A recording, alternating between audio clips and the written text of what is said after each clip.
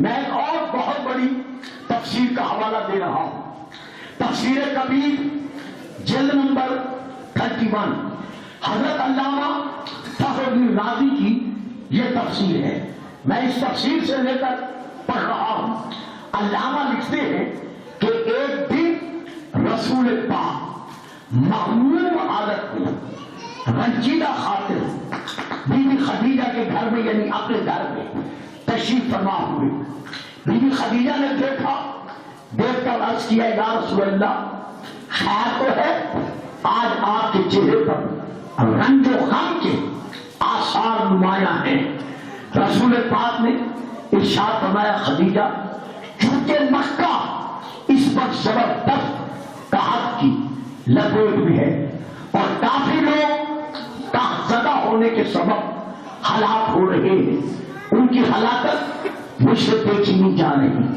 اگر مال تقسیم کرنا چاہتا ہوں تو مال ہے تمہارا, تمہیں کہنا بھی میں مناسب نہیں سمجھ رہا اور ان کا ہلاک ہونا بھی مجھ سے دیکھا نہیں جا رہا.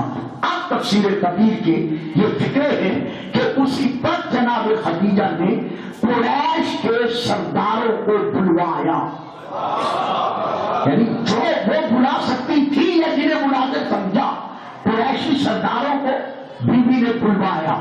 ان سرداروں میں ان قریشیوں میں تفسیر کبیر جلد نمبر 31 میں وہاں سے پڑھ رہا ہوں, حضرت ابو بکر رضی اللہ تعالی عنہ بھی موجود تھے. اب علامہ راضی لکھتے ہیں کہ حضرت ابو بکر رضی اللہ تعالی عنہ فرماتے ہیں کہ بی بی نے غلاموں کو حکم دیا کہ جتنے دنانیر موجود ہیں سب کے سب لا کر ایک ڈھیر کی صورت میں جمع کر دو.